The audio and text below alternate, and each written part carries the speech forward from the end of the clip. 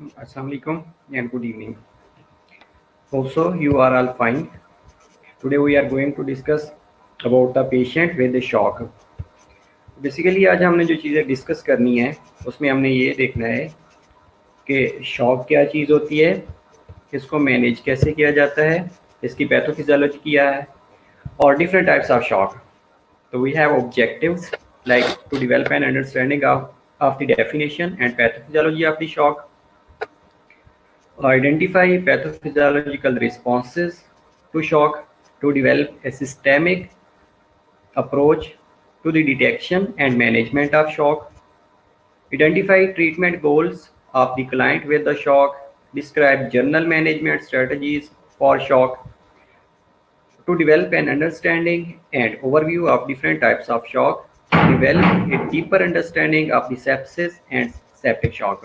We also have other objectives like explore hypovolemic shock, its pathophysiology, and as well as medical management.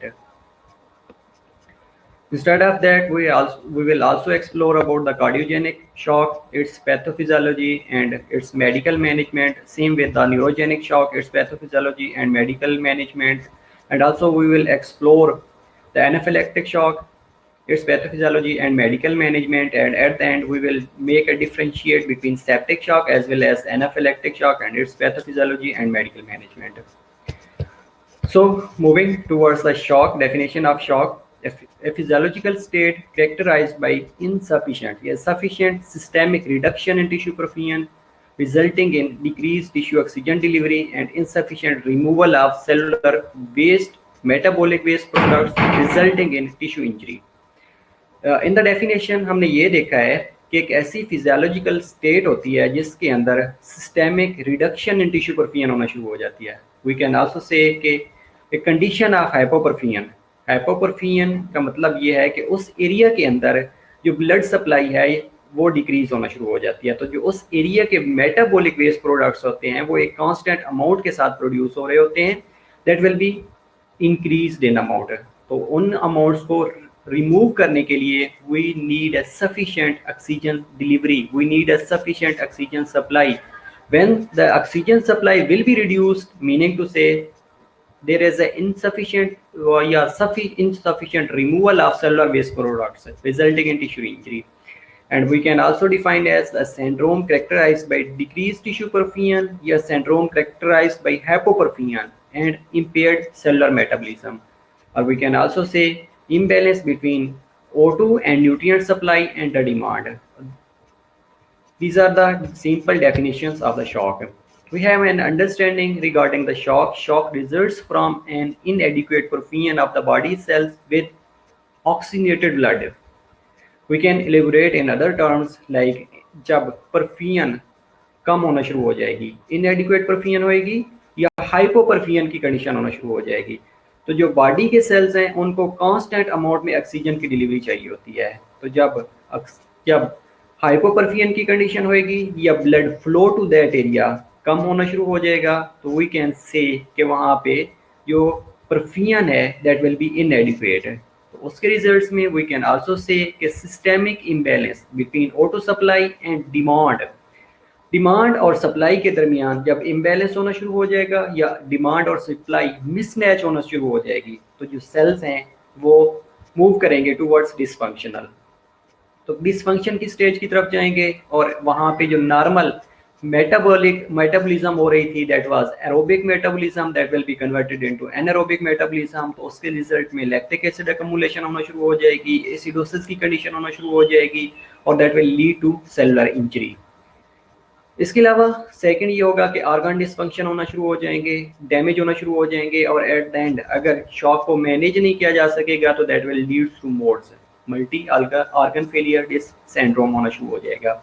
Tissue perfusion is driven by blood pressure. Definitely blood pressure जितना ज़्यादा अच्छा होएगा tissue perfusion उतनी ज़्यादा अच्छी होएगी. अगर blood pressure कम होएगा तो एट द एंड हाइपोपरफ्यूजन की कंडीशन प्रोड्यूस होना शुरू हो जाएगी. तो वी कैन आल्सो से कि जो डिक्रीज ब्लड सप्लाई है ये हाइपोपरफ्यूजन को लीड कर रही होती है कि हाइपोटेंशन की कंडीशन आल्सो टिश्यू परफ्यूजन को डिक्रीज करवाती है. तो इसलिए वो पेशेंट्स जो हाइपोटेंशन वाले होते हैं या जिनका ब्लड प्रेशर कंस्टेंटली लो रह रहा होता है तो उनमें शॉक होने के ज़्यादा से ज़्यादा चांसेस होते हैं. सो when the blood flow pressure and O2 supply to the cell are too low, there will be a shock. Definitely, we can elaborate in other terms कि जब blood flow to specific area will be reduced, तो we can say कि उस area के अंदर हाइपोपरफियन की condition produce होना शुरू हो जाएगी। जब हाइपोपरफियन की कंडीशन प्रोड्यूस होएगी तो वहाँ के जो मेटाबॉलिक वेस्ट प्रोडक्ट्स हैं वो इलिमिनेट नहीं होंगे। जब मेटाबॉलिक वेस्ट प्रोडक्ट्स इलिमिनेट नहीं होंगे तो वो वहाँ पे अकमुलेट होना शुरू हो जाएंगे। जब वहाँ पे अकमुलेट होंगे तो एट द एंड ये लैक्टिक एसिडोसिस काज करेंगे। लैक्टिक एसिडोसिस जैसे ही होएगी तो वहाँ पे सेल की इंजरी होना शुरू हो जाएगी, तो सेल डैमेज होना शुरू हो जाएंगी। तो एक ऐसी कंडीशन जिसमें ब्लड फ्लो और O2 डिलीवरी कम होएगी तो वहाँ उस एरिया के अंदर the condition will be shock. Okay, physiological responses to shock क्या हो सकते हैं कि कंडीशन ऑफ हाइपोपरफियन। हाइपोपरफियन का मतलब है कि उस एरिया के अंदर blood supply will be reduce, blood supply compromise होएगी। उसके पीछे मल्टीपल काज हो सकती हैं। मेनली जो काज है हो सकता है कि हाइपोवोलेमिया है, हो सकता है कार्डियक आउटपुट डिक्रीज हुई है, हो सकता है वेनस रिटर्न डिक्रीज हुई है, हो सकता है स्ट्रोक वॉल्यूम डिक्रीज हुआ है। तो ये सारे फैक्टर्स लीड कर रहे होते हैं हाइपोपरफियन को। तो हाइपोपरफियन जो है ये लीड करेगी हाइपोक्सिया। अब ब्लड सप्लाई जिस एरिया के अंदर कम होएगी डेफिनेटली वहाँ तक जो ऑक्सीजन की सप्लाई है वो कम होना शुरू हो जाएगी, और वहाँ का जो वेस्ट प्रोडक्ट्स है कार्बन डाइऑक्साइड उसको इलिमिनेट करवाने के लिए एक sufficient amount of blood required होता है। जब ब्लड सप्लाई उस एरिया के अंदर will be reduce that will lead to a condition known as hypoxia. तो hypoxia will lead to anaerobic cellular respiration as well as anaerobic metabolism. तो जब oxygen sufficient amount में वहाँ पे आ रही थी तो दैट मीन्स कि वहाँ पे एरोबिक रेस्पिरेशन हो रही थी और एरोबिक मेटाबॉलिज्म हो रही थी। लेकिन जब ऑक्सीजन की supply will be reduce that will lead to anaerobic cellular metabolism as well as anaerobic respiration. So that will lead to lactic acidosis as well as metabolic acidosis. And that metabolic acidosis, either lactic acidosis, either metabolic acidosis, that will lead to cellular denervation, cellular death, and progressive at the end organ failure या organ dysfunction lead कर जाएगी। One cause. Other cause is hypercoagulability. Hypercoagulability का मतलब ये है कि blood की viscosity बढ़ गई है, ब्लड इजिली मूव नहीं कर सकता। जब ब्लड इजिली मूव नहीं करेगा तो हार्ट के लिए अनएबल हो जाएगा टू मेंटेन कार्डियक आउटपुट। जब कार्डियक आउटपुट मेंटेन नहीं होगी तो अल्टीमेटली वी कैन से कि ब्लड प्रेशर कम होना शुरू हो गया है। तो हमने ब्लड प्रेशर को डिफाइन किया था इन द प्रीवियस लेक्चर कि ब्लड प्रेशर वो फोर्स ऑफ ब्लड है जो ब्लड वेसल्स के ऊपर ब्लड एक्सर्ट कर रहा होता है। तो जितनी ज्यादा कार्डियक आउटपुट कम होएगी ये वेस्कुलर रेजिस्टेंस ज्यादा होएगी। वेस्कुलर रेजिस्टेंस और कार्डियक आउटपुट ये दोनों मिलके ब्लड प्रेशर बना रहे होते हैं। अब किसी वजह से अगर कार्डियक आउटपुट रिड्यूस हो गई है और उसके रिजल्ट में वेस्कुलर परमेबिलिटी इंक्रीज हो गई है या जो रेजिस्टेंस है दैट विल बी इंक्रीज, तो डेफिनेटली ब्लड प्रेशर रिड्यूस होना शुरू हो जाएगा, हाइपोटेंशन की कंडीशन होना शुरू हो जाएगी। तो अल्टीमेटली पेशेंट शॉक में मूव कर जाएगा। दूसरी कंडीशन ये है कि activation of inflammatory responses, vasoactive amines या वेजोएक्टिव मीडिएटर्स रिलीज होना शुरू हो गए हैं, जिसमें मेनली हिस्टामीन है, ब्रोडीकाइनिन है, प्रोस्टाग्लैंडिन्स है। तो ये क्या करते हैं, वेजोएक्टिव अमाइंस हैं।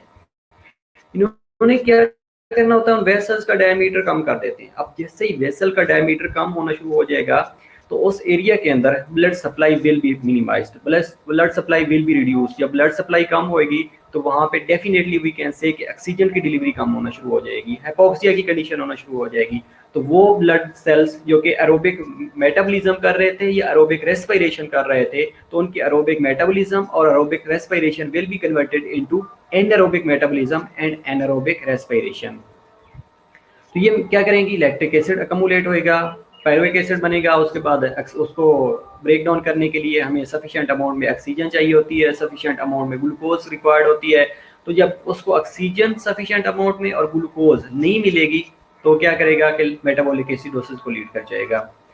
अब वो मेटाबॉलिक एसिडोसिस बेसिकली जो सेल हैं उनकी डैमेज करना शुरू कर देंगे, सेल इंजरी काज करना शुरू कर देंगे। और अगर इस कंडीशन को रिवर्स ना किया गया, इस कंडीशन को ट्रीट ना किया गया या अंडरलाइन काज को ट्रीट ना किया गया तो ये क्या करते हैं, प्रोग्रेसिव ऑर्गन डिसफंक्शन को लीड करते हैं। That is known as MODS. This was a physiological response to shock. We have 3 stages of shock. First stage we have compensated or non-progressive. Other stages progressive or impaired tissue perfusion, and third one is irreversible or decompensated. These are 3 stages of shock. We will discuss one by one in the next slides as well. Well, stage 1. We have compensated or non-progressive. The body activate compensatory mechanism. अब body के अंदर ना mainly compensatory mechanism activate हो जाती हैं। अब इन compensatory mechanism ने क्या करना होता है, मेनली पहला जो काम इन्होंने करना होता है सर्कुलेटरी वॉल्यूम को मेंटेन करना होता है, दूसरी कंडीशन ब्लड प्रेशर को मेंटेन करना होता है, तीसरी कंडीशन ब्लड प्रेशर को मेंटेन करना होता है। ये कंपनसेशन स्टेज के अंदर मेनली 3 चीज़ें मैनेज की जा रही होती हैं। पहली चीज़ सर्कुलेटरी वॉल्यूम को मैनेज किया जा रहा होता है, दूसरी कंडीशन ब्लड प्रेशर को मैनेज किया जा रहा होता है, तीसरी कंडीशन कार्डियक आउटपुट को मेंटेन किया जा रहा होता है। लेकिन अब ये कर कौन कौन रहा होता है, ये रेस्पिरेटरी सिस्टम कर रहा होता है, सीवीएस कार्डियोवैस्कुलर सिस्टम कर रहा होता है, और तीसरा रास सिस्टम थ्रू किडनी हो रहा होता है। तो ये 3 सिस्टम मेनली क्या करते हैं कि ये कंपनसेटरी मैकेनिज्म के दौरान एक्टिवेट हो जाते हैं और कंपनसेशन करके इनको एक्टिवेट कर रहे होते हैं।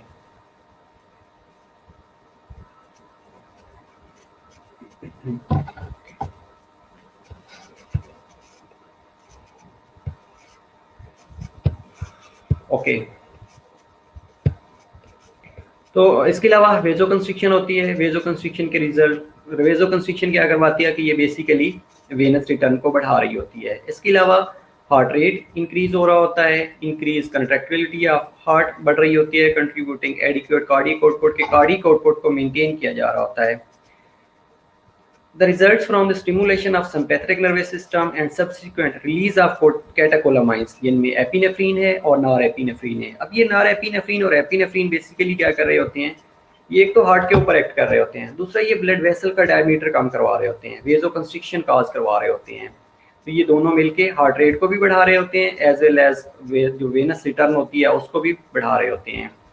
तो उसके रिजल्ट में कार्डियक आउटपुट बढ़ती है, कार्डियक आउटपुट बढ़ेगी तो जो ब्लड प्रेशर है वो नॉर्मलाइज होना शुरू हो जाता है। इसके अलावा जो सर्कुलेटरी वॉल्यूम है वो थ्रू एडीएच मेंटेन हो रहा होता है, थ्रू रास सिस्टम मेंटेन हो रहा होता है। एडीएच एंटी डाययूरेटिक हार्मोन है और रास सिस्टम रीनल एंजियोटेंसिन अल्डोस्टेरोन सिस्टम है।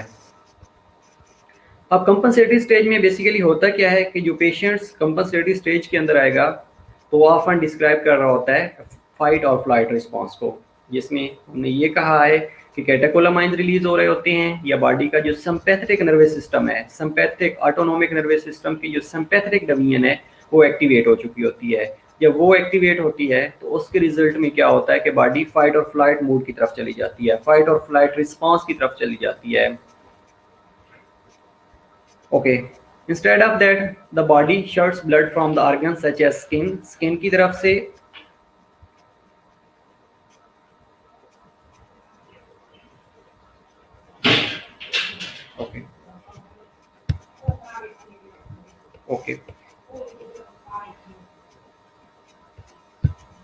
okay just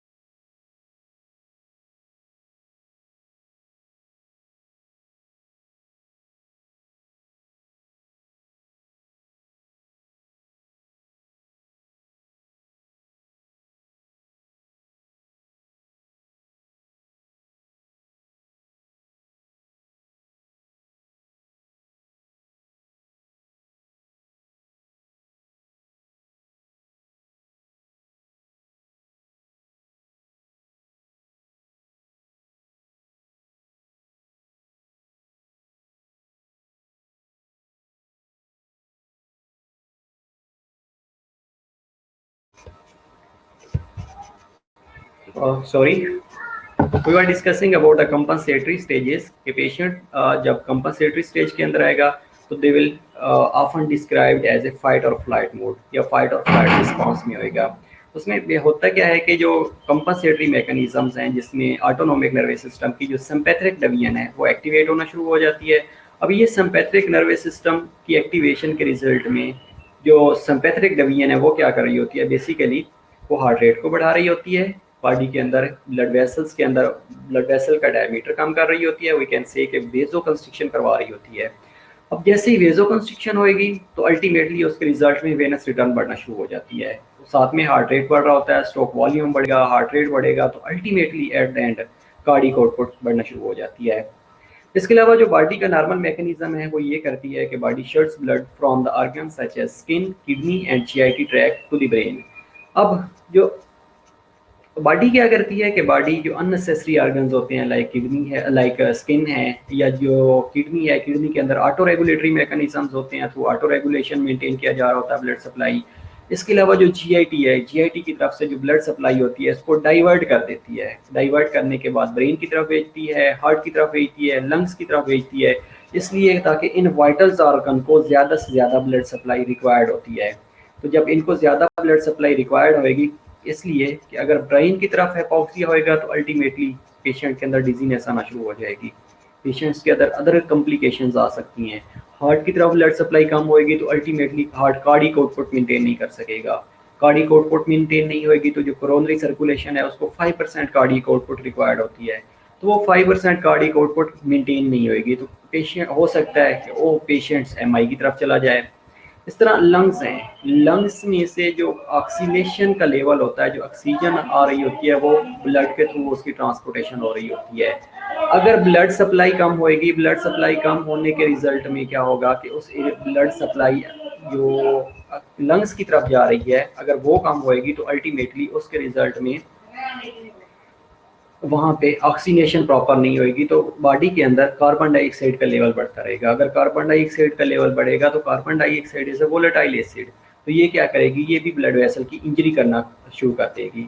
तो इसलिए कंपनसेटरी मैकेनिज्म के अंदर फाइट और फ्लाइट मोड एक्टिवेट हो जाएगा, बॉडी के अंदर कंपनसेटरी मैकेनिज्म एक्टिवेट हो जाती हैं। इसके अलावा रॉस सिस्टम एक्टिवेट होना शुरू हो जाता है, we will discuss later on by one. इसमें mainly one thing is a baro receptor. In the previous lectures specially in the blood तो हमने बैरो रिसेप्टर के बारे में भी डिस्कस किया था। अब बेसिकली बैरो रिसेप्टर क्या होते हैं, ये प्रेशर सेंसिटिव नर्व एंडिंग्स होती हैं। अब ये होते कहाँ पे हैं, ये कैरोटिड साइनस और ये कैरोटिड आर्ट के ऊपर पड़ी होती हैं। अब जैसे ही ब्लड लेफ्ट वेंट्रिकल से इजेक्ट होता है तो ब्लड ने एओर्टा के अंदर जाना होता है। अब ये आर्क ऑफ एओर्टा और कैरोटिड साइनस के ऊपर प्रेशर सेंसिटिव नर्व एंडिंग्स पड़ी होती हैं। अब जैसे ही फोर्सफुली लेफ्ट वेंट्रिकल ब्लड को इजेक्ट करता है तो वो प्रेशर एओर्टा के ऊपर पड़ता है। अब एओर्टा ने एक्सपेंड आउट करना होता है, एक्सपेंड आउट करेगा तो ये प्रेशर सेंसिटिव नर्व एंडिंग्स बैरो रिसेप्टर के ऊपर पड़ी होती हैं। अब इन्होंने प्रेशर को डिटेक्ट करके कार्डियोवैस्कुलर सेंटर को बताना होता है। अब कार्डियोवैस्कुलर सेंटर क्या करता है, वो ऑटोनोमिक नर्वस सिस्टम के साथ कोऑर्डिनेट करता है। ऑटोनोमिक नर्वस सिस्टम क्या करता है कि अपनी डोमेन जो सिंपैथेटिक डोमेन है उसको एक्टिवेट कर देता है। अब उसके रिजल्ट में बॉडी के अंदर वेजोकंस्ट्रिक्शन होना शुरू हो जाती है, ब्लड वेसल्स का जो डायमीटर है वो कम होना शुरू हो जाता है। उसके अलावा हार्ट रेट बढ़ना शुरू हो जाता है। सेकेंडली स्ट्रोक वॉल्यूम बढ़ना शुरू हो जाता है। Eight the and cardiac output बढ़ती है और ब्लड प्रेशर बढ़ना शुरू हो जाता है। ये था एक सिंपल बैरो रिसेप्टर का काम। अब ये baro receptors in the carotid sinus and carotid arch activate sympathetic nervous system which increase vasomotor tone, heart rate and stroke volume increase होता है which results in increase of the cardiac output. अब जैसे ही cardiac output बढ़ेगी तो हमने ये कहा था कि कार्डियक आउटपुट और पेरिफेरल वेस्कुलर रेजिस्टेंस ये दोनों मिलकर ब्लड प्रेशर को बना रही होती हैं। अब दूसरी चीज़ ये आती है कि reduce separation of vasomotor centre result in the release of norepinephrine and its action. और दूसरा ये होगा कि जैसे ही वेसोमोटर सेंटर की सेपरेशन होगी तो नॉरएपिनेफ्रिन और एपिनेफ्रिन रिलीज होना शुरू हो जाएंगे। अब ये क्या करते हैं, बेसिकली ये पॉजिटिव क्रोनोट्रोपिक्स होते हैं, पॉजिटिव ड्रोमोट्रोपिक्स होते हैं और पॉजिटिव आइनोट्रोपिक्स के तौर पे काम कर रहे होते हैं। अब जो पॉजिटिव क्रोनोट्रोपिक्स होते हैं बेसिकली ये क्या करते हैं, ये हार्ट रेट को बढ़ा रहे होते हैं। इसके अलावा पॉजिटिव जो ड्रोमोट्रोपिक्स होते हैं ये कंडक्शन थ्रू एवी नोड बढ़ा रहे होते हैं। कंडक्शन सिस्टम के बारे में हमने आई थिंक लास्ट लेक्चर में डिस्कस नहीं किया था। तो ये जो कंडक्शन सिस्टम होता है ये इसमें ऑटोरिथमिसिटी होती है, एक्साइटेबिलिटी होती है, कंडक्टिविटी होती है। ये हार्ट का एक अपना सिस्टम है। जो ऐसे नोड होता है ना ये बेसिकली अनस्टेबल होता है, इलेक्ट्रिकल एक्टिविटी वहाँ से प्रोड्यूस हो रही होती है, देन ऐसे नोड से इलेक्ट्रिकल एक्टिविटी प्रोड्यूस होती है। उसके बाद ये एवी नोड तक मूव करती है। एवी नोड के ऊपर few second 0.1 of the second के लिए डिले होता है जिसे एवी नोड डिले कहा जाता है।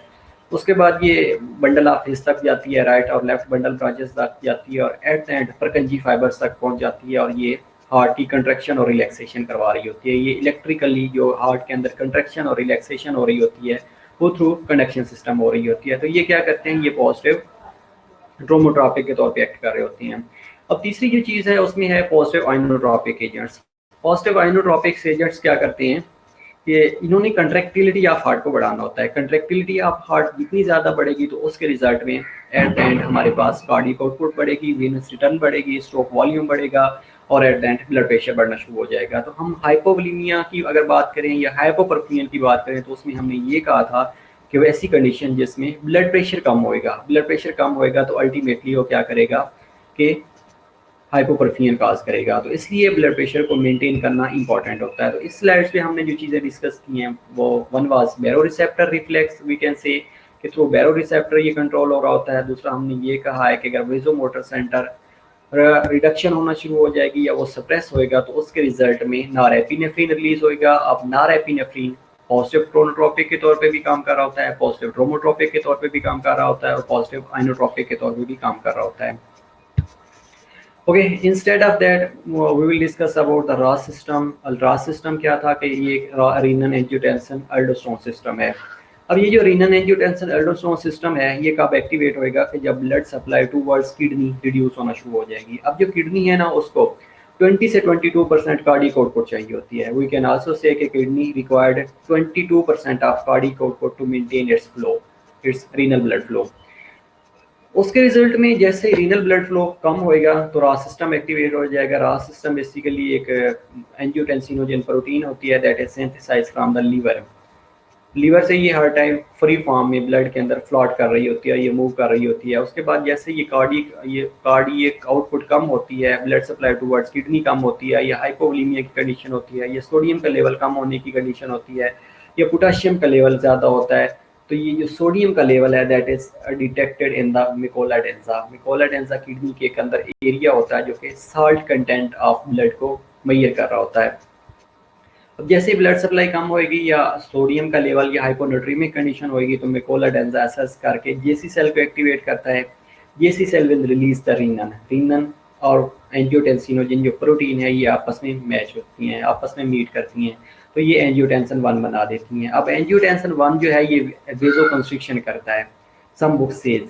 उसके बाद जो एंजियोटेंसिन 1 है that will be converted into angiotensin 2 in the presence of angiotensin converting enzyme. अब ये जो एंजियोटेंसिन कन्वर्टिंग एंजाइम है ये आ रहा होता है लंग से, तो इसने क्या किया, एंजियोटेंसिन 1 को एंजियोटेंसिन 2 के अंदर कन्वर्ट कर दिया है। अब जो एंजियोटेंसिन 2 है उसके ये काम होते हैं। पहला काम ये करता है कि सब फॉर्निकल एरिया होता है इन द सीएनएस, वहाँ पे थ्रस्ट मैकेनिज्म, वहाँ पे थ्रस्ट के रिसेप्टर्स पड़े होते हैं, थ्रस्ट मैकेनिज्म के रिसेप्टर्स पड़े होते हैं, उनको एक्टिवेट कर देता है। अब जो बंदा है उसको प्यास लगना शुरू हो जाती है। दूसरी कंडीशन ये करता है कि वेन्स और आर्टियोल्स के ऊपर एक्ट करता है। जैसे वेन्स और आर्टियोल्स के ऊपर एक्ट करता है तो उनका डायमीटर कम कर देता है, उनके अंदर वेजो कंस्ट्रिक्शन काज करवा देता है। तीसरा काम ये करता है कि एड्रीनल कॉर्टेक्स के ऊपर एक्ट करता है। एड्रीनल कॉर्टेक्स के ऊपर एक्ट करने के बाद ये एल्डोस्टेरोन को रिलीज करवाता है। अब जैसे ही एल्डोस्टेरोन रिलीज होता है तो एल्डोस्टेरोन क्या करता है कि ये जाके किडनी से सोडियम और वाटर को रिटेन करना शुरू कर देता है। अब जैसे ही किडनी से सोडियम और वाटर रिटेन होंगे तो उसके रिजल्ट में वेनस रिटर्न बढ़ना शुरू हो जाती है। वेनस रिटर्न बढ़ेगी, eight the and cardiac output बढ़ना शुरू हो जाती है। कार्डियक आउटपुट बढ़ेगी तो ब्लड प्रेशर मेंटेन हो जाता है। इन द प्रीवियस स्लाइड्स हमने बैरो रिसेप्टर के बारे में डिस्कस किया, या बैरो रिसेप्टर रिफ्लेक्स के बारे में डिस्कस किया कि वो हार्ट के थ्रू मैनेज किया जा रहा होता है। इसके स्लाइड्स के ऊपर हमने रास सिस्टम के बारे में डिस्कस किया कि किडनी कैसे मैनेज कर रहा होता है। किडनी रास सिस्टम को एक्टिवेट कर देता है। दूसरा किडनी का ये काम है कि एडीएच को एक्टिवेट कर देता है। अब एडीएच क्या करता है, ये बेसिकली वेजोप्रेशन इसका दूसरा नाम है। ये एक तो ब्लड वेसल का डायमीटर कम करता है, दूसरा ये एक्वापोरेंस को ब्लॉक कर देता है। एक्वापोरेंस बेसिकली कि कलेक्टिंग ट्यूब्यूल्स के अंदर या कलेक्टिंग डक्ट्स के अंदर स्मॉल पोर्स होते हैं जहाँ से यूरिन एलिमिनेट होना होता है, यूरिन बनने के बाद यूरेटर में एलिमिनेट होना होता है। तो ये क्या करता है, एक्वापोरेंस को ब्लॉक कर देता है। एक्वापोरेंस को ब्लॉक करेगा तो वो जो वाटर यूरिन की फॉर्म में एलिमिनेट हो रहा था वो यूरिन की फॉर्म में वाटर रीअब्जॉर्ब होना शुरू हो जाएगा, तो इसलिए ये यूरिन को कंसंट्रेटेड कर देता है। इसके अलावा सर्टेन अदर कंडीशंस हैं जिसमें डिहाइड्रेशन की कंडीशन है या हाइपोवोलेमिया की कंडीशन है, उसमें भी ये रास सिस्टम भी एक्टिवेट हो रहा होता है एज वेल एज एडीएच भी एक्टिवेट हो रहा होता है, ये वेजोप्रेशन भी एक्टिवेट हो रहा होता है।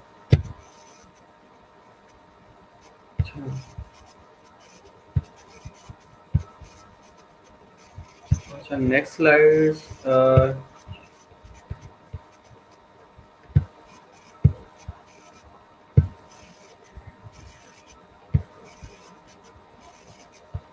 ओके, आई थिंक ये एरर है स्लाइड्स के अंदर। तो now we will discuss about the stage 1 और स्टेज 2 था। स्टेज 1 में हमने ये डिस्कस किया था कि ये कंपनसेटरी मैकेनिज्म्स हैं जो एक्टिवेट होना शुरू हो जाते हैं। अब जैसे ही कंपनसेटरी मैकेनिज्म एक्टिवेट होंगे तो उसके रिजल्ट में जो ब्लड वॉल्यूम है वो मेंटेन हो रहा होता है, ब्लड प्रेशर मेंटेन हो रहा होता है, और सर्कुलेटरी वॉल्यूम के साथ साथ कार्डियक आउटपुट मेंटेन हो रही होती है। तो हमने स्टेज 1 के अंदर 3 चीज़ें डिस्कस की थी कि स्टेज 1 के अंदर 3 चीज़ों को मेंटेन करना ज़रूरी होता है। पहली चीज़ सर्कुलेटरी वॉल्यूम, और सर्कुलेटरी वॉल्यूम कैसे मेंटेन हो रहा था? Through cross system, through ADH. इसके अलावा दूसरी कंडीशन हमने कहा था कि ब्लड प्रेशर को मेंटेन करना है। अब जैसे ही वेनस रिटर्न बढ़ेगी, बॉडी के अंदर वेजो कंस्ट्रिक्शन होएगी, वेनस रिटर्न बढ़ेगी, अल्टीमेटली स्ट्रोक वॉल्यूम बढ़ेगा, कार्डियक आउटपुट बढ़ेगी। और तीसरी कंडीशन हमने कहा था ब्लड प्रेशर है। अब कार्डियक आउटपुट और जो पेरिफेरल वेस्कुलर रेजिस्टेंस है, ये दोनों मिलकर ब्लड प्रेशर को बना रही होती हैं।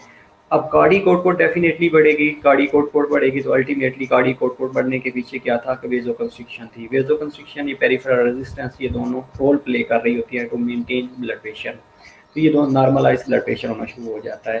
तो that was about compensatory stage of the shock, जिसमें हमने स्टेज 1 के बारे में डिस्कस किया। दूसरी स्टेज है प्रोग्रेसिव और इम्पेयर्ड टिश्यू परफ्यूजन। अब इसके अंदर क्या होता है कि compensatory mechanism begin to fail. उसमें हमने ये कहा था कि मेटाबॉलिक, सर्कुलेटरी और जो अरेंजमेंट्स होती हैं उनको हम रिवर्स कर सकते हैं, लेकिन इसमें क्या होता है कि कंपनसेटरी मैकेनिज्म फेल होना शुरू हो जाती हैं।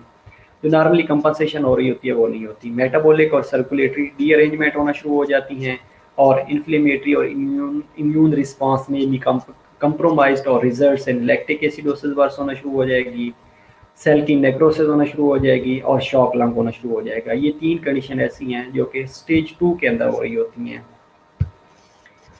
अब अगर इस स्टेज को देखा जाए तो इसमें जो चेंजेस आ रही होती हैं प्रोग्रेसिव स्टेज के अंदर, सबसे पहले क्या होता है कि कार्डियक आउटपुट कम होना शुरू हो जाती है। वी कैन से कि कार्डियक आउटपुट कम होएगी तो ब्लड प्रेशर कम होना शुरू हो जाएगा।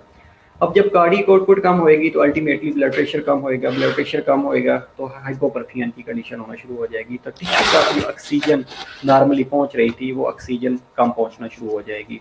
उस कंडीशन को हमने कहा था कि हाइपोपरफियन की कंडीशन है। या वी कैन से कि जब और कार्डियक आउटपुट कम होएगी तो ब्लड प्रेशर कम हो जाएगा, ब्लड प्रेशर कम होएगा तो हाइपोपरफियन की कंडीशन होएगी, या ब्लड प्रेशर लो होएगा, हाइपोटेंशन की कंडीशन होएगी तो that will lead to tissue hypoperfusion. उसके रिजल्ट में क्या होगा कि cells will switch from aerobic to anaerobic metabolism. अब पहले कंडीशन क्या थी कि नॉर्मल कार्डियक आउटपुट थी, जो टिश्यू थी नॉर्मली परफ्यूज हो रही थी, और उसके रिजल्ट में जो सेल थे उनके अंदर एरोबिक मेटाबॉलिज्म चल रही थी और एरोबिक रेस्पिरेशन चल रही थी। लेकिन कंडीशन वर्स होना शुरू हो गई है, रिवर्स हो गई है, जिसके रिजल्ट में जो कार्डियक आउटपुट है वो कम होना शुरू हो गई है। कार्डियक आउटपुट कम होएगी, टिश्यू के अंदर हाइपोक्सिया की कंडीशन होना शुरू हो जाएगी, टिश्यू के अंदर हाइपोपरफियन की कंडीशन होगी। अब ये जो हाइपोपरफियन है ये लीड कर रही होती है हाइपोक्सिया को। जैसे ही हाइपोक्सिया होएगा तो वी कैन से कि उस एरिया के अंदर ब्लड सप्लाई कम होना शुरू हो जाएगी। अब ब्लड सप्लाई कम होएगी तो at the end we can say कि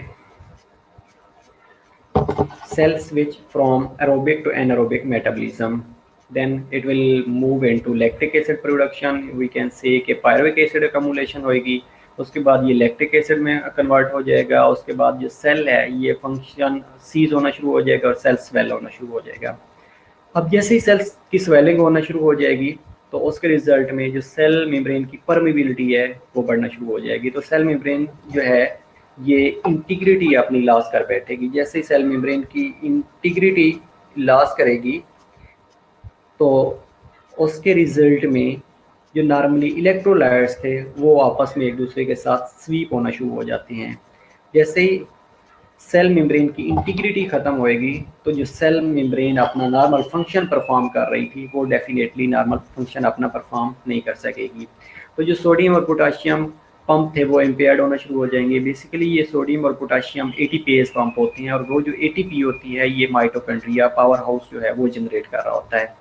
अब जैसे सोडियम और पोटाशियम एटीपीएस पंप की इम्पेयरमेंट होएगी तो उसके रिजल्ट में माइटोकॉन्ड्रिया डैमेज होना शुरू हो जाएगा। माइटोकॉन्ड्रिया एटीपी जनरेट नहीं कर सकेगा या एनर्जी जनरेट नहीं कर सकेगा, तो उसके रिजल्ट में जो सेल है वो डैमेज होना शुरू हो जाएंगे। तो इस डायग्राम को एक दफ़ा अगेन रिपीट कर लेते हैं।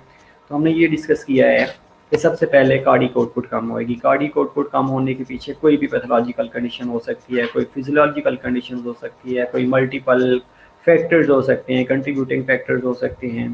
तो ये कैसे करेंगे कि जैसे ही कार्डिक आउटपुट कम होएगी तो that will lead to tissue perfusion, tissue hypoperfusion कि टिश्यू परफ्यूजन कम होना शुरू हो जाएगी। तो उसके रिजल्ट में cell switch from aerobic to anaerobic metabolism. अब एरोबिक से क्या होगा कि एनारोबिक में कन्वर्ट होना शुरू हो जाएगा। रिजल्ट में लैक्टिक एसिड अकमुलेशन होएगी, लैक्टिक एसिड प्रोडक्शन होएगी, लैक्टिक एसिड के रिजल्ट में जो सेल है उसके अंदर इंजरी होना शुरू हो जाएगी। जैसे सेल के अंदर इंजरी होएगी तो जो सेल फंक्शन है नॉर्मली वो स्वेल होना शुरू हो जाएगा, सेल वॉल स्वेल होना शुरू हो जाएगी। तो सेल मेम्ब्रेन जो है वो परमिएबल होना शुरू हो जाती है। जैसे परमिएबल होएगी तो उसमें जो उसने अपनी इंटीग्रिटी मेंटेन की हुई होती है, जिसमें इलेक्ट्रोलाइट्स मेंटेन हो रहे होते हैं, तो जो फ्लूइड नॉर्मली उसने मेंटेन किया होता है वो स्वीप होना शुरू हो जाएगा। सोडियम और पोटाशियम पंप जो हैं ये इनकी इम्पेयरमेंट होना शुरू हो जाएगी, माइटोकॉन्ड्रियल डैमेज होना शुरू हो जाएगी, एज वेल एज जो न्यूक्लियस है उसके अंदर चेंजेस आती हैं, पैक्नोसिस होना शुरू हो जाती है, कैरियोएक्सिस होती है, कैरियोलाइसिस होना शुरू हो जाती है, और एट द एंड क्या होता है कि जो सेल है उसकी डेथ होना शुरू हो जाती है। ये प्रोग्रेसिव स्टेज के अंदर था। अब अगर हम डिस्कस करें क्लिनिकल मैनिफेस्टेशन ऑफ स्टेज 2 के अंदर, तो सबसे पहली जो चीज़ है वो रेस्पिरेटरी इफेक्ट्स है। तो रेस्पिरेशंस और रैपिड और शॉलो कंपनसेशन, पहली स्टेज में हमने ये कहा था कि कंपनसेशन हो रही होती है, दूसरी के अंदर हमने कहा था कि इरिवर्सिबल चेंजेस आना शुरू हो जाती हैं। अब ये जो रेस्पिरेशन रैपिड और शॉलो हो रही होती है इसके रिजल्ट में कार्बन डाइऑक्साइड को एलिमिनेट किया जा रहा होता है और एज वेल एज जो ऑक्सीजन है उसको गेन किया जा रहा होता है। दूसरा crackles are heard over the lung fluids के ऊपर क्रैकल्स होंगे। एक्यूट रेस्पिरेटरी डिस्ट्रेस सिंड्रोम के अंदर पेशेंट जाएगा। ये था अबाउट रेस्पिरेटरी एफर्ट्स। अगर हम कार्डियोवैस्कुलर के बारे में डिस्कस करें तो उसमें डिस्टिरिदमियाज और इस्कीमिया होने के चांसेस होते हैं। अब ये डिस्टिरिदमियाज और एनीमिया इस्कीमिया इसलिए हो रहे होते हैं कि हार्ट जो है कार्डिक आउटपुट मेंटेन ही नहीं कर रहा होता। अब जो हार्ट है उसको भी 5% ऑफ कार्डिक आउटपुट रिक्वायर्ड होती है टू मेंटेन कोरोनरी सर्कुलेशन। तो कोरोनरी सर्कुलेशन मेंटेन नहीं होएगी तो उसकी वजह से हो सकता है कि एमआई में पेशेंट चला जाए। इसके अलावा जो नॉर्मल फिलिंग ऑफ वेंट्रिकल्स है वो प्रॉपर नहीं होएगी, हार्ट रेट रैपिड होना शुरू हो जाएगा, sometimes exceeding to 150 beats per minute. ये इसलिए ज़्यादा होएगा हार्ट रेट क्योंकि ये कंपनसेशन के तौर पे हार्ट कह रहा होगा कि जितना भी मेरी तरफ ब्लड आ रहा है मैं उसको फ़ौरन से पहले इजेक्ट करूँ, लंग्स के अंदर इजेक्ट करूँ, टिश्यू की तरफ पहुँचाऊँ ताकि वो जो इंजरी है उसको प्रिवेंट किया जा सके। चेस्ट पेन हो सकता है, वीक पल्स होना शुरू हो जाती है, तो definitely at the end blood pressure कम हो रहा होता है। न्यूरोलॉजिकल इफेक्ट्स क्या हो सकते हैं? Change in the behaviour, agitation और कंफ्यूजन होना शुरू हो जाएगी, सब्सिक्वेंटली लेथर्जी होना शुरू हो जाएगी, that will be increased and patient began to lose consciousness, और पेशेंट जो है अपनी कॉन्शियसनेस को लॉस कर रहा होगा। डिजीनेस होएगी, लाइट हेडेडनेस होएगी और पेशेंट जो है ये फेंटनेस की तरफ जा रहा होगा। इसके अलावा अगर हम रीनल सिस्टम की तरफ बात करें तो जो पेशेंट्स है वो एक्यूट रीनल फेलियर को लीड कर रहा होगा, जिसमें ब्लड यूरिन नाइट्रोजन और एज वेल एज क्रिएटिनिन का लेवल इंक्रीज हो रहा होगा, कार्डिक आउटपुट इंक्रीज हो रही होगी क्योंकि कार्डिक आउटपुट विल बी ये लो यूरिन आउटपुट होएगी, इसलिए होगी लो यूरिन आउटपुट क्योंकि रास सिस्टम एक्टिवेट हो चुका होता है और as well as ADH activate हो चुका होता है। तो ये दोनों क्या करते हैं कि ये यूरिन आउटपुट को रिड्यूस कर रहे होती हैं कंपनसेशन के तौर पे। तो ये यूरिन आ रहा होगा उस टाइम जो यूरिन आएगा वो मोर कंसनट्रेटेड होएगा। एसिड बेस और इलेक्ट्रोलाइट्स इम्बैलेंस होना शुरू हो जाएंगे। अगर हम जीआईटी मैनिफेस्टेशन की बात करें तो stress, ulcers in the stomach होना शुरू हो जाएगी और पेशेंट्स जो है वो जीआई ब्लीड के रिस्क पे चला जाएगा। हीमोटोलॉजिकल इफेक्ट्स के बारे में डिस्कस करें तो पेशेंट डीआईसी के अंदर चला जाएगा, उसके एक्मोसिस की तरफ जाएगा और पटीके की तरफ ये स्मॉल ब्रूसेस बनना शुरू हो जाएंगे।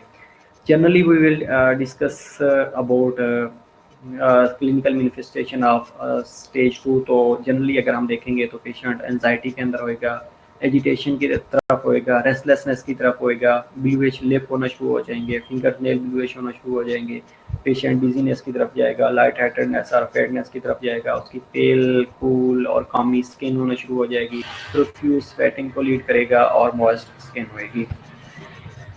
इसकी अगर मेडिकल मैनेजमेंट देखी जाए स्टेज 2 की तो उसके में मेनली जो पहली चीज़ है, हमने depends on the type of shock, पहली जो चीज़ हमने आइडेंटिफाई करनी होती है कि शॉक की टाइप कौन सी है।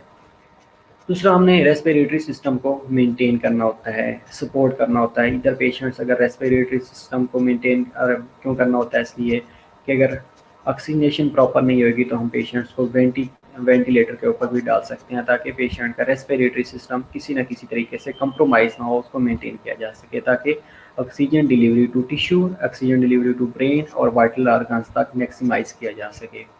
ऑप्टिमाइजिंग इंट्रावेस्कुलर वॉल्यूम, दूसरी जो हमने काम करना होता है कि वो ब्लड सर्कुलेटरी वॉल्यूम जो ब्लड के अंदर है उसको मेंटेन करना चाहिए, मेंटेन करना होगा। तीसरा, supporting the pumping action of heart, तीसरा हमने ये काम करना होगा कि हार्ट के पंपिंग एक्शन को सपोर्ट करना होगा। अगर हम आइनोट्रोपिक दे सकते हैं, क्रोनोट्रोपिक दे सकते हैं, पॉजिटिव आइनोट्रोपिक्स दे सकते हैं, ट्रोमोट्रोपिक्स दे सकते हैं, तो ये क्या कर रहे होते हैं, बेसिकली ये हार्ट के पंपिंग एक्शन को सपोर्ट कर रहे होती हैं। चौथी चीज़, इंट्रल न्यूट्रिशन हमने देनी होती है, और aggressive hyperglycemia control with IV insulin. अगर हाइपोग्लाइसीमिया की तरफ पेशेंट जा रहा है तो हम आईवी इंसुलिन या बोलस इंसुलिन के थ्रू उस हाइपरग्लाइसीमिया को कंट्रोल कर रही होती हैं। एंटासिड दे रहे होते हैं। एंटासिड्स वो मेडिकेशंस होती हैं जो स्टमक के अंदर जितना HCl सिक्रीट हो चुका होता है, ये एसिड सिक्रीट हो चुका होता है, उनको डायरेक्टली जाके डिस्ट्रॉय कर रही होती हैं। दूसरा, हिस्टामिन ब्लॉकर या H2 रिसेप्टर्स ब्लॉकर्स दे रहे होते हैं, जिसमें फिमोटाडीन है, निजिटाडीन है, रेनिटाडीन है। तो ये H2 रिसेप्टर्स ब्लॉकर होती हैं। ये anti peptic agents to reduce the risk, या इसके अलावा हम प्रोटॉन पंप इनहिबिटर्स दे सकते हैं, जिसके अंदर ओमेप्राजोल है, ये इसोमेप्राजोल है, ओमिजोल है, पेंटोपेराजोल है। तो ये क्या करते हैं, ये जो प्रोटॉन होता है पंप इनहिबिट, उसको इनहिबिट कर देते हैं, ताकि पेशेंट्स GI अल्सरेशन और ब्लीडिंग से उसको प्रिवेंट किया जा सके। इसके अंदर जो इंपॉर्टेंट चीज़ है वो ये है कि patient should not be warm too quickly, क्योंकि ये वेजोडाइलेशन काज करवा रहा होता है, और warming blanket should not be applied because they may cause vasodilation and subsequently drop in blood pressure. अगर हम क्विकली पेशेंट्स को वार्म करेंगे, वार्म करने के रिजल्ट में जो पेशेंट्स की बॉडी है उसके अंदर वेजोडाइलेशन होगी, वेजोडाइलेशन होने के रिजल्ट में वेनस रिटर्न कम होना शुरू हो जाएगी, और वेनस रिटर्न अगर कम होएगी तो at the end stroke volume कम होएगा, और कार्डिक आउटपुट कम होएगी, और ब्लड प्रेशर कम होना शुरू हो जाएगा। तो इसलिए पेशेंट्स को क्विकली वार्म करने से बचाना है आप लोगों ने। मेडिकल मैनेजमेंट अगर हम इस पेशेंट्स की करें तो सबसे पहला काम हमने ये करना होता है कि पेशेंट को कॉम्प्लिकेशन से प्रिवेंट करना होता है। दूसरी चीज़, उसको प्रमोट रेस्ट और कंफर्ट को प्रमोट करना होता है। तीसरी, सपोर्टिंग फैमिली मेम्बर्स, अगर उनके साथ कोई फैमिली मेम्बर्स हैं तो उनकी साइकोथेरेपी करनी होती है, उनको सपोर्ट करना होता है कि आपका patients will be heal out with the passage of time. इसके अलावा इसकी अगर क्लिनिकल मैनिफेस्टेशन देखी जाए तो क्लिनिकल फाइंडिंग्स अगर देखते हैं तो इसके अंदर जो ब्लड प्रेशर है कंपनसेटरी के अंदर वो नॉर्मल होएगा। प्रोग्रेसिव के अंदर जो सिस्टोलिक ब्लड प्रेशर है वो लेस देन 80 से लेकर 90 मिलीमीटर ऑफ मर्करी होएगा, और अगर इरिवर्सिबल की तरफ जाएँ तो उसमें मैकेनिकल वेंटिलेशन हमें रिक्वायर्ड हो जाएगी। अगर हार्ट रेट की बात करें, हार्ट रेट की अगर बात करें तो कंपनसेटरी स्टेज के अंदर ये more than 100 beat per minute के हिसाब से हो सकता है। अगर हम रेस्पिरेटरी रेट की बात करें तो more than 20 beats per minute के हिसाब से हो सकता है। लेकिन अगर हम प्रोग्रेसिव की बात करें तो उसमें heart rate more than 150 beats per minute के हिसाब से होता है, और इरिवर्सिबल के अंदर समटाइम्स पेशेंट एसिस्टोल के अंदर भी चला जाता है। इवन के पेशेंट्स को मैकेनिकल वेंटिलेशन के ऊपर जब भी इरिवर्सिबल की कंडीशन आएगी तो पहला जो काम होता है पेशेंट को वेंटिलेटर के ऊपर डालना होता है। वेंटिलेटरी सपोर्ट बहुत इंपॉर्टेंट होती है। स्किन का अगर देखा जाए, ये हमने लास्ट भी डिस्कस किया कि कूल कामी स्किन होती है, और अगर यूरिनरी आउटपुट के बारे में बात की जाए तो कंपनसेटरी के अंदर डिक्रीज होना शुरू हो जाती है, और इसके अंदर और रिड्यूस होना शुरू हो जाती है, 0.5 ml पर kg पर आवर आना शुरू हो जाएगी, और पेशेंट जो रिवर्सिबल है उसमें एन्यूरिया की तरफ चला जाता है। इसी तरह अगर एसिड बेस बैलेंस देखा जाए तो मेनली जो रेस्पिरेटरी एल्कोलोसिस हो रही होती है कंपनसेटरी के अंदर, और कम प्रोग्रेसिव के अंदर मेटाबॉलिक एसिडोसिस हो रही होती है, और रिवर्सिबल के अंदर परफ्यूम्ड या मिक्स एसिडोसिस हो रही होती है। अगर हम डिस्कस करें टाइप्स ऑफ शॉक के बारे में तो we already known about the different types of shock. इसमें हाइपोवोलेमिक शॉक है जिसको मेनली हेमरेजिक शॉक भी कहा जाता है, उसके अलावा कार्डियोजेनिक शॉक होता है, और third one is distributive shock. और डिस्ट्रीब्यूटिव शॉक के अंदर मेनली न्यूरोजेनिक शॉक होता है, एनाफिलेक्टिक शॉक होता है, सेप्टिक शॉक होता है, और चौथी जो कंडीशन होती है वो ऑब्स्ट्रक्टिव शॉक होता है। मेनली शॉक की 4 टाइप्स होती हैं, जिनमें हाइपोवोलेमिक शॉक होता है, कार्डियोजेनिक शॉक होता है, डिस्ट्रीब्यूटिव शॉक होता है, और ऑब्स्ट्रक्टिव शॉक होता है। तो today we will discuss about the hypovolemic shock. अब बेसिकली हाइपोवोलेमिक शॉक क्या है? Hypovolemic shock is the result of inadequate circulating blood volume, कि ब्लड के अंदर जब ब्लड वॉल्यूम कम होना शुरू हो जाएगा तो वो लीड कर रहा होता है हाइपोवोलेमिया को। The extracellular body fluid is found in one of the two compartments, जिसमें इंट्रावेस्कुलर है inside the blood vessel और interstitial surrounding the tissue। अब दो जगह पे होता है, इंट्रावेस्कुलर होता है, ये एक्स्ट्रावेस्कुलर होता है। Hypovolemic shock occurs when there is a reduction in intravascular volume by 15% to 30%, which represents a loss of 750 to 1500 या 1500 ml of the blood in 70 kg men। तो हाइपोवोलेमिया कब होएगा? जब बॉडी के अंदर जो इंट्रावेस्कुलर वॉल्यूम है वो 15% से लेके 13% रिडक्शन होना शुरू हो जाएगी, जिसमें जो वॉल्यूम है वो 750 से लेके 1500 ml, अगर एक 70 kg आदमी की बात की जाए तो उसके अंदर 750 से लेके 115 या 1500 ml जब ब्लड लॉस होएगा तो उस कंडीशन को हमने ये कहा है कि ये हाइपोवोलेमिक शॉक में चला जाएगा। ओके, अब इसकी ब्लड बेसिकली ब्लड वॉल्यूम बना कौन रहा होता है? इसमें ब्लड प्लाज्मा होता है, आरबीसीज होते हैं, रेड ब्लड सेल्स होते हैं, ब्लड सेल्स होते हैं जिनमें आरबीसीज हैं, प्लेटलेट्स हैं, ये डब्ल्यूबीसीज हैं।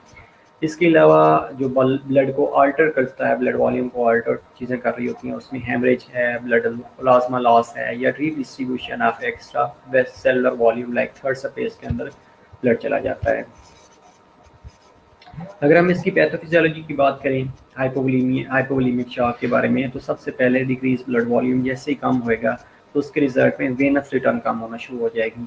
अब हो सकता है हेमरेज किसी भी एरिया के अंदर हो गया है, हो सकता है कोई ब्लड वेसल रैप्चर हो गई है, पेरिफ्रीज के अंदर कोई ब्लड वेसल रैप्चर हो गई है, ये एक्सेसिव जीआई ब्लीड होना शुरू हो गया है, या एक्सेसिव नोजिया वॉमिटिंग हो गया है, या डाइसेंट्री हो गई है, डायरिया हो गया है। ये भी दो तरह से लॉस हो रहा होता है, या तो एब्सोल्यूट लॉस होता है या रिलेटिव लॉस हो रहा होता है। तो इसके रिजल्ट में मेनली क्या होगा कि जो सर्कुलेटरी ब्लड वॉल्यूम था वो रिड्यूस होना शुरू हो जाएगा।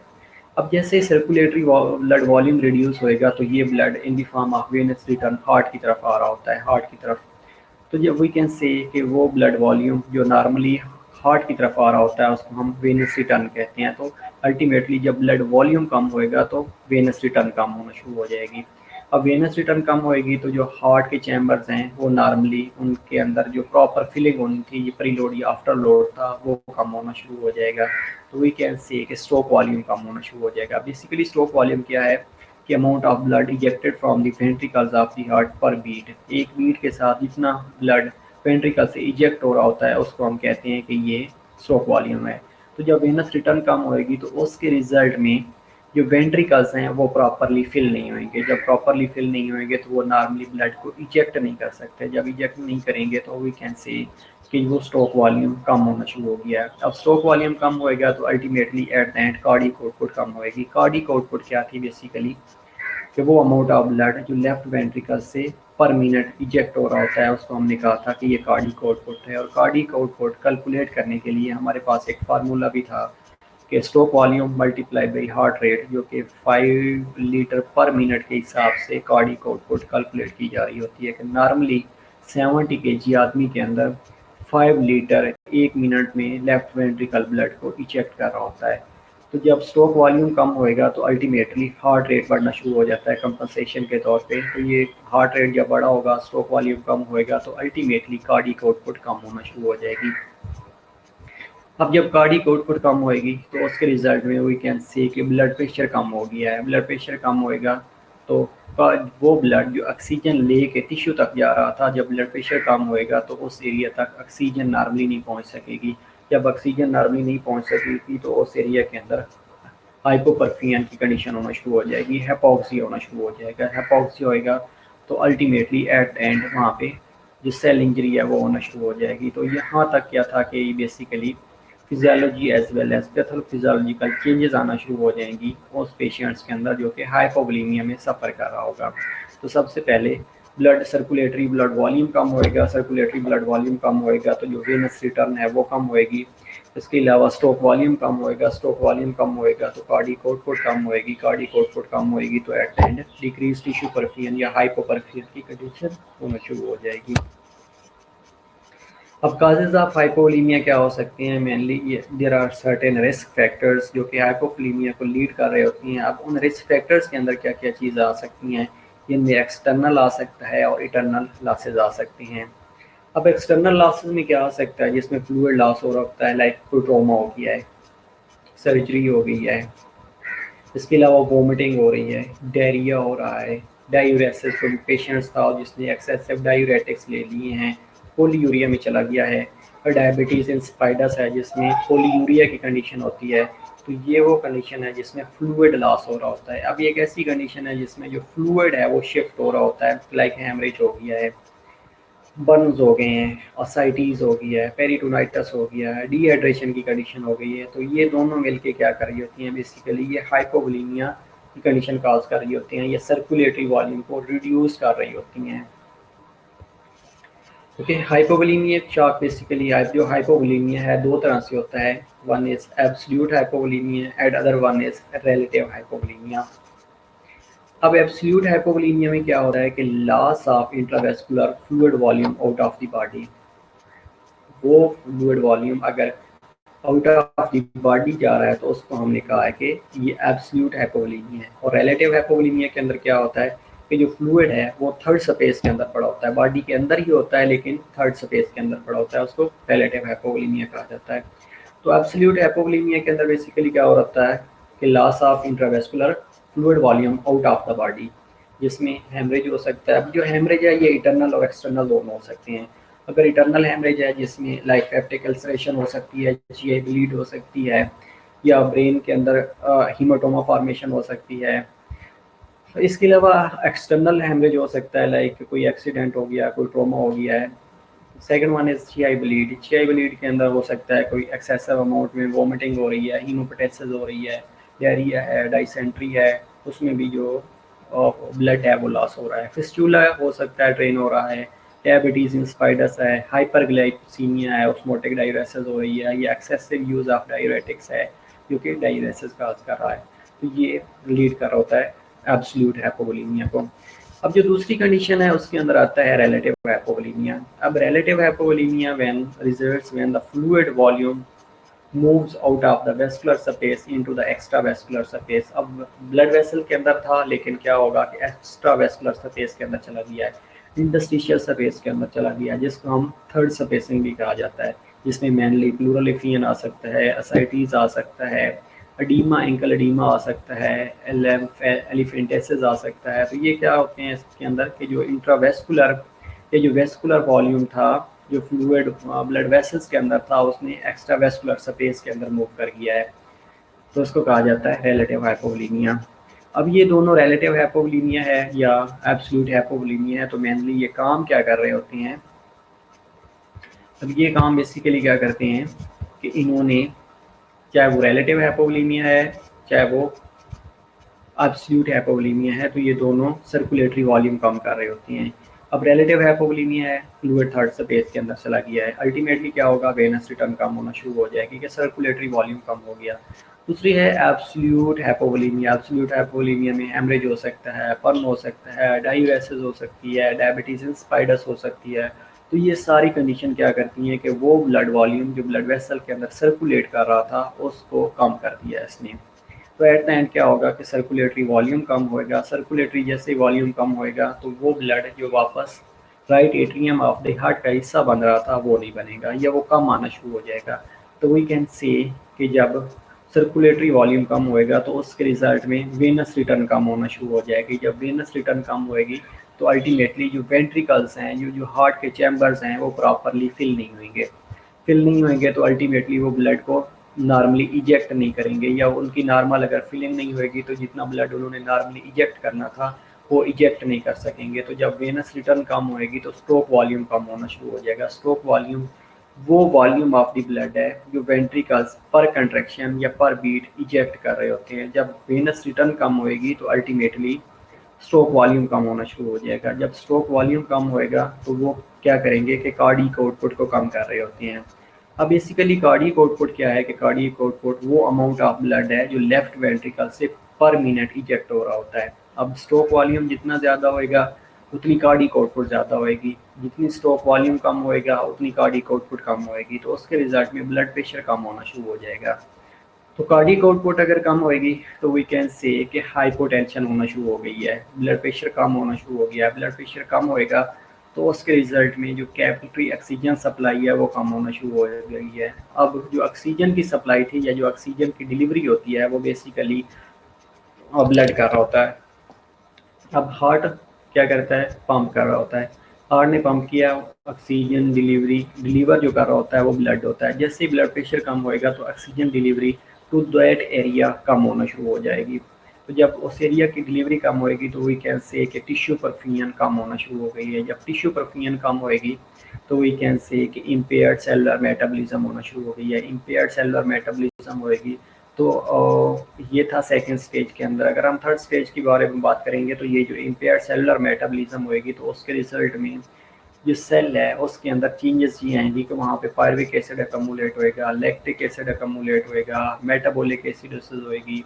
तो ये क्या करेंगी, एट द एंड सेल की इंजरी काज करना शुरू कर देंगी, सेल स्वेल होना शुरू हो जाएगा। जो सेल की मेम्ब्रेन है वो अपनी इंटीग्रिटी लॉस कर बैठेगी, उसके ऊपर जो सोडियम पोटाशियम एटीपीएस पंप पड़े हैं वो ख़राब होना शुरू हो जाएंगे, ये इम्पेयर्ड होना शुरू हो जाएंगे। और बाकी सेल के अंदर जो न्यूक्लियस पड़ा है उसकी ब्रेक डाउन होना शुरू हो जाएगी, कैरियोएक्सिस हो सकती है, पेटनोसिस हो सकती है, कैरियोलाइसिस होना शुरू हो जाएगी। और एट द एंड जो सेल है वो इंजर्ड होना शुरू हो जाएगा और सेल इंजरी और सेल डेथ होना शुरू हो जाती है। और cell at the end cell necrosis, cell injury या सेल डेथ हो जाती है। इसके अगर हम क्लिनिकल मैनिफेस्टेशन के बारे में बात करें तो सबसे पहली क्लिनिकल मैनिफेस्टेशन क्या होगी कि पेशेंट एंजाइटी के अंदर आएगा। दूसरी कंडीशन क्या होगी कि पेशेंट को टिकिपनिया होएगा। तीसरी कंडीशन टैकीकार्डिया होएगा। ये टिकिपनिया और टैकीकार्डिया बेसिकली कंपनसेशन के तौर पे हार्ट रेट भी ज़्यादा होगा, रेस्पिरेटरी रेट भी ज़्यादा होगा। तीसरा increase in the CO2, definitely carbon dioxide का लेवल ज़्यादा होगा, क्योंकि जो कार्बन डाइऑक्साइड है ये एक नॉर्मल अमाउंट में प्रोड्यूस हो रही होती है और इसको एलिमिनेट करवाने के लिए एक कांस्टेंट ब्लड सप्लाई चाहिए होती है, ये डिलीवरी ऑफ ऑक्सीजन चाहिए होती है।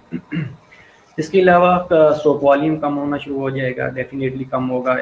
और कार्डियक और यूरिन आउटपुट जो है ये भी कम होएगी, क्योंकि ये इसलिए कम होएगी कि किडनी के अंदर रास सिस्टम एक्टिवेट हो चुका होता है, ADH एक्टिवेट हो चुका होता है। तो ये क्या करते हैं, ये वो वाटर जो यूरिन से एलिमिनेट हो रहा होता है उसको रीअब्जॉर्ब करवा रहे होते हैं, रीअब्जॉर्ब करवा के बेसिकली वेनस रिटर्न जो है उसको मेंटेन कर रहे होती हैं। और उन कंडीशन में जो यूरिन है वो कंसनट्रेटेड होना शुरू हो जाएगा। If the loss is more than 30%, blood volume is replace. अगर लॉस मोर देन 30% होएगा तो उसमें जो ब्लड वॉल्यूम है उसको रिप्लेस किया जाएगा। मेडिकल मैनेजमेंट में अगर हम देखेंगे तो मेडिकल मैनेजमेंट क्या कर सकते हैं कि फ्लूइड और ब्लड रिप्लेस करना होता है। लार्ज बोर IV लाइन हमने एक्सेस करनी है, या सेंट्रल वेनस एक्सेस करनी है, या सेंट्रल वेनस कैथीटर एक्सेस करना है, ताकि उस पेशेंट्स को ज़्यादा से ज़्यादा फ्लूइड दिया जा सके with in minimum time. Fluid replacement में अगर हम दे रहे होते हैं तो 9% सोडियम क्लोराइड दे रहे होते हैं, और इसमें भी हमने ये देखना होता है कि जो हम फ्लूइड दे रहे होते हैं वो आइसोटोनिक इन नेचर होना चाहिए, हाइपोटोनिक या हाइपरटोनिक। हाइपरटोनिक तो किसी सूरत में हम दे ही नहीं सकते, जब पेशेंट शॉक में होएगा तो हाइपोटोनिक या आइसोटोनिक सोल्यूशन प्रिस्क्राइब किए जाती हैं, जिनमें मेनली रिंगर लैक्टेटर्स होती हैं या नॉर्मल सलाइन होती हैं। इसके अलावा प्लाज्मा एक्सपेंडर्स होते हैं, ब्लड ट्रांसफ्यूजन दे सकते हैं। और अगर पेशेंट्स कोई इन्फेक्शन लीड कर रहा था या बॉडी के अंदर कोई इन्फेक्शन चल रहा था तो उस पेशेंट्स को एंटीबायोटिक्स थेरेपी भी दी जा सकती है।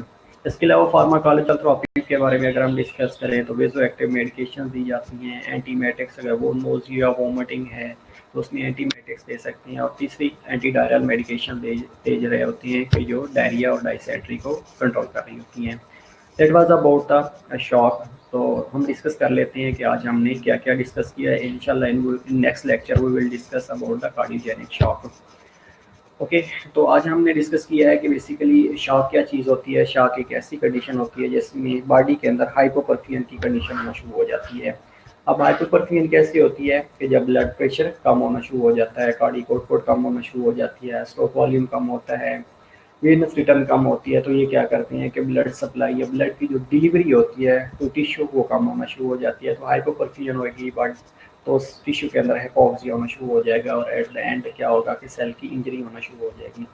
इसके अलावा हमने कंपनसेटरी स्टेज पढ़ी है, स्टेज 1 पढ़ी है, स्टेज 2 पढ़ी है और स्टेज 3 पढ़ी है। स्टेज 1 में हमने ये कहा कि कंपनसेटरी मैकेनिज्म एक्टिवेट हो जाती हैं, जिनमें मेनली हमने ये कहा कि सर्कुलेटरी वॉल्यूम को मेंटेन करना होता है, ब्लड प्रेशर को मेंटेन करना होता है और कार्डियक आउटपुट को मेंटेन करना होता है। तो ये अगर मैनेज हो जाते हैं तो पेशेंट्स कंपनसेटरी स्टेज से निकल जाता है। और उसके बाद अगर हम मैनेजमेंट की बात करें तो पहली जो चीज़ है हमने उसकी अंडरलाइंग काज को मैनेज करना होता है। दूसरी स्टेज हमने ये कहा है कि उसमें से जो उसके कंपनसेटरी मैकेनिज्म है वो इम्पेयर्ड होना शुरू हो जाते हैं, जिनमें हमने डिस्कस किया है कि किडनी का मैकेनिज्म वो इम्पेयर्ड हो सकता है, हार्ट मेंटेन कर रहा होता है वो इम्पेयर्ड हो सकता है, रेस्पिरेटरी सिस्टम मेंटेन कर रहा होता है तो वो इम्पेयर्ड हो सकता है। अगर इनमें से कोई भी सिस्टम इम्पेयर्ड हो रहा है तो वो पेशेंट स्टेज 2 में चला जाता है। अब स्टेज 2 के अंदर हमने ये डिस्कस किया है कि वहाँ पे जो वेंटिलेटरी सपोर्ट है वेरी वेरी इंपॉर्टेंट है। अगर हार्ट फेलियर हो रहा है पेशेंट को, कार्डियक आउटपुट मेंटेन नहीं हो रही तो डेफिनेटली आइनोट्रोपिक एजेंट्स दिए जा सकते हैं। रेस्पिरेटरी सिस्टम अगर मैनेज नहीं कर रहा तो अल्टीमेटली पेशेंट को वेंटिलेटरी सपोर्ट के ऊपर डाल के उसका रेस्पिरेटरी सिस्टम को मेंटेन किया जा रहा होता है। उसके अलावा सर्टेन कॉम्प्लिकेशन हो सकती हैं, सर्टेन साइन और सिम्टम्स हो सकते हैं जिसमें कन्फ्यूजन है, लिथर्जी है, एजिटेशन है, एंजाइटी है, पूर कॉमी स्किन है, टेकिकार्डिया है, टिकनिया है। दीज आर साइन और सिम्टम्स जिसके साथ पेशेंट्स एग्जिबिट हो रहा होता है। तीसरी कंडीशन जो हमने डिस्कस की है उसमें इरिवर्सिबल स्टेज होती है जिसमें पेशेंट जो है वो मल्टीपल ऑर्गन फेलियर सिंड्रोम की तरफ जा रहा होता है और पेशेंट्स को हर हाल में वेंटिलेटरी सपोर्ट रिक्वायर्ड होती है। और इसके अलावा इसके हमने मेडिकल मैनेजमेंट के बारे में डिस्कस किया है। तो मेडिकल मैनेजमेंट हाइपोवोलीमिया के बारे में आज हमने डिस्कस किया। तो हाइपोवोलीमिया में हमने ये कहा है कि दो तरह से हो सकता है, या तो रिलेटिव हाइपोवोलीमिया होता है या एब्सोल्यूट हाइपोवोलीमिया होता है। रिलेटिव हाइपोवोलीमिया में ये होता है कि जो फ्लूइड होता है बॉडी के अंदर होता है और थर्ड स्पेस में होता है, और एब्सोल्यूट हाइपोवोलीमिया में बॉडी से एक्सक्रीट आउट हो रहा होता है in the form of excess amount of urination हो सकता है, हेमरेज हो सकता है, बर्न हो सकता है, सर्टेन कंडीशन होती हैं। तो हाइपोवोलीमिया क्या कर सकता है, चाहे रिलेटिव हो चाहे हाइपोवोलीमिया हो, सर्कुलेटरी वॉल्यूम को कम करता है, स्ट्रोक वॉल्यूम कम होता है, वेनस रिटर्न कम होती है, ब्लड प्रेशर कम होता है और एट द एंड हाइपोपरफियन की कंडीशन होना शुरू हो जाती है और एट द एंड पे जाकर सेल इंजरी होना शुरू हो जाती है। उसके बाद हमने ये डिस्कस किया है कि अगर हाइपोवोलीमिक शॉक हो गया तो उसको मैनेज कैसे करना है। उसके अलावा सर्टेन साइन और सिम्टम्स के बारे में भी डिस्कस किया है। तो मेडिकल मैनेजमेंट में हमने ये करना है कि सबसे पहले हमने अंडरलाइंग काज को आइडेंटिफाई करना होता है और मेडिकल मैनेजमेंट के अंदर फ्लूइड और ब्लड वॉल्यूम को रिप्लेस करना होता है, फार्माकोलॉजिकल थेरेपी देनी होती है depending on the type of the shock के हम कंडीशन कौन सी है। तो थैंक यू वेरी मच। आज के लिए हमने हाइपोवोलीमिया शॉक को डिस्कस किया है। नेक्स्ट इंशाल्लाह we will discuss about the cardiogenic shock. Stay blessed, see you इंशाल्लाह नेक्स्ट लेक्चर। Bye bye.